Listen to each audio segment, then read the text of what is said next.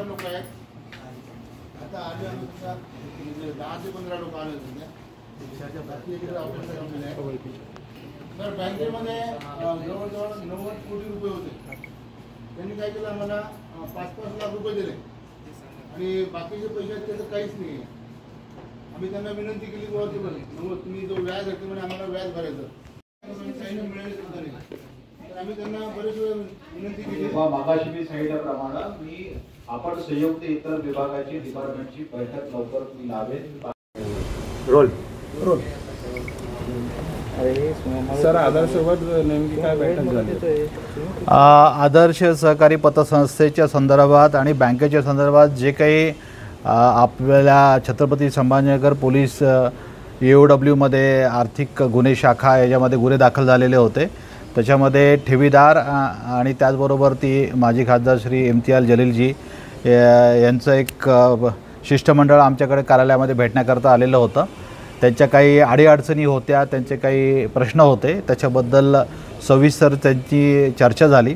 त्यांचे जे काही भावना होता त्यांनी सविस्तरप्रमाणे या आमच्याकडे व्यक्त केलेल्या आहेत. त्याच्यामध्ये पोलिसांनी जी काही कारवाई केलेली त्याच्याबद्दल त्यांचं समाधान आहे. ठेवीदारांचे पैसे परत मिळण्याबाबत त्यांच्या ज्या काही अडचणी आहेत आणि जे काही मिळालेले नाहीत त्याबद्दलचे प्रश्न होते, त्याच्याबद्दल सविस्तर आमची चर्चा झाली. या बाबतीमध्ये निश्चितच पोलीस प्रशासनाकडून येणाऱ्या दिवसामध्ये इतर जे विभाग आहेत त्यांच्याशी कोऑर्डिनेशन करण्यात येईल आणि एक संयुक्तिक बैठक आमच्याकडून आयोजित करण्याचं आम्ही नियोजित केलेलं आहे, जेणेकरून या ठेवीदारांना त्यांच्या ठेवीच्या संदर्भात आणि पैसे परत मिळण्याच्या बाबतीमध्ये जे काही प्रशासकीय लेवलवरती कारवाई करणे गरजेचं आहे ते आमच्याकडून केलं जाईल. उद्या ते आंदोलन करणार होते, म्हणजे प्रत्यक्षरित्या ताफा अडवणार होते असं नाही, त्यांनी माननीय मुख्यमंत्री महोदयांची वेळ मागितलेली आहे आणि मुख्यमंत्री महोदयांची वेळ त्यांना निवेदन देण्याकरता आम्ही मिळवून देणार आहोत. त्यांनी आम्हाला कुठल्याही प्रकारचं दिलेलं नाही, आश्वासन दिलेलं नाही.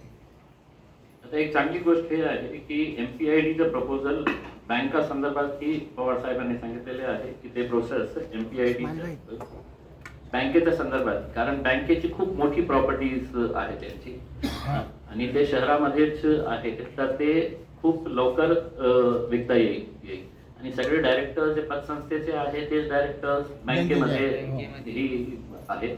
तर ते पैसे जास्त आला तर ते बँकेच्या ठेवीदारांनाही. पोलिसांना एक निवेदन केलं होतं की आदर्शचे जे ठेवीदार आहे त्यांना भेटण्यासाठी मुख्यमंत्री साहेबांनी वेळ द्यावी आणि आतापर्यंत आम्हाला काही त्यांच्याकडून उत्तर आलेलं नाही आहे.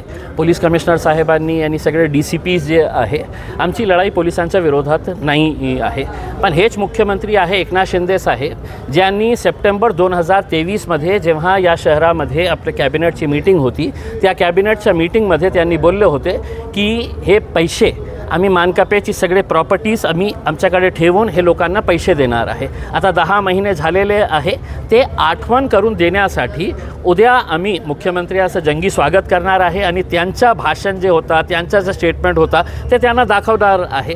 आता काय झालेलं आहे की मुख्यमंत्री साहेब लाडली बहीण योजनासाठी येत आहे, त्याच्यावर किती पैसे खर्च होणार आहे दरवर्षी महाराष्ट्र सरकारचा 46,000 कोटी रुपये, 46,000 करोड रुपीज दरवर्षी त्याच्यावर खर्च होणार आहे. मग हे जे लाडली बहिणीला फुकटाचे तुम्ही 1,500 रुपये देत आहे ते कशासाठी देत आहे?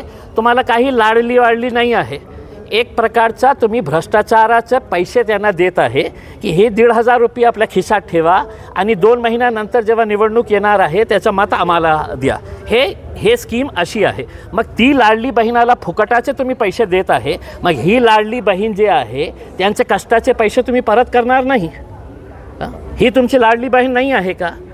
मग उद्या आम्ही निर्णय घेतलेला आहे की मुख्यमंत्री साहेबांनी वेळ नाही दिली तर त्यांचा कार्यक्रम सिल्लोडमध्ये असू द्या, औरंगाबादपासून ते सिल्लोडला जेव्हा जातील तर रस्त्यामध्ये त्यांचं कुठे कुठे कशा प्रकारचं स्वागत करायचं आहे ते सगळं लाडली बहीण, लाडली भाऊ, लाडले ठेवीदार जे आहे त्यांचं करणार आहे. आता सरकारवर आहे, प्रशासनावर आहे, पोलीसवर आहे, मुख्यमंत्र्यांवर आहे.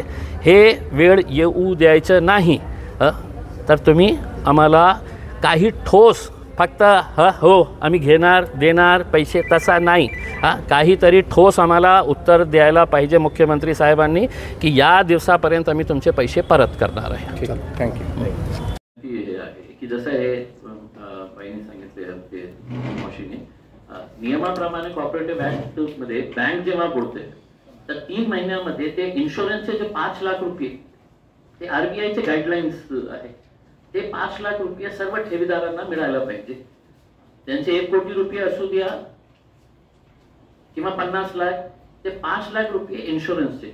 आता हे जे आहे ती बँकेची, तर का त्यांना नियमाप्रमाणे RBIचे गाईडलाईन्स आहे तर 5 लाख रुपये कमीत कमी ते मॉशीला मिळाले.